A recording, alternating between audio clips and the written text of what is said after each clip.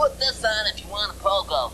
Hi, I'm Damien from Turned Out a Punk. Rest in peace, Paul Rubens. Here is the Pee Wee Herman punk rock connection. Running from 1986 to 1990, it is widely held that Pee Wee's Playhouse is one of the greatest children's shows of all time. What is less talked about, though, is that the show had many punk rock connections. Starting with the iconic look of the Playhouse itself, which is largely from the concepts from the imagination of underground comic book legend Gary Panter, who was also the designer of the Screamers logo. One of the people helping to put these sets together was none other than infamous New York noise rocker Rob Zombie.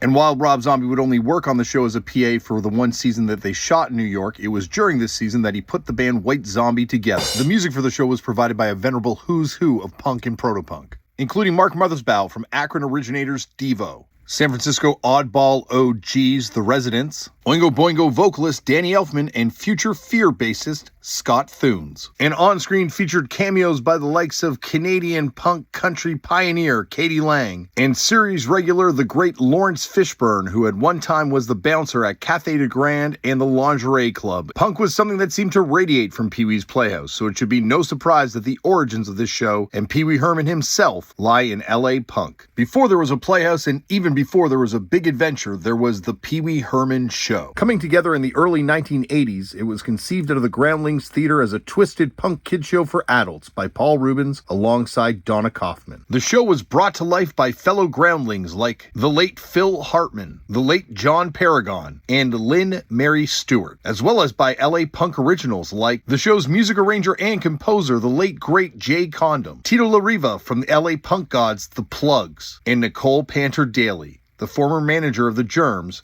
and a decline of Western civilization favorite. But sadly, as the Pee Wee Herman Show turned to Pee Wee's Playhouse and exploded in popularity, many of the early contributors felt shut out. In a 1993 interview with Howard Stern, Phil Hartman explained what happened. All of us who created the original stage show that was an HBO special, it played at the Roxy Theater in the summer of '81. We had a contract that said that we get 3% of whatever happens with this show. Right. And then I went on and I co-wrote Pee Wee's Big Adventure with Paul, and I worked with him on that. A huge movie. Yeah. And then he decided to do the TV show, and all of us were out.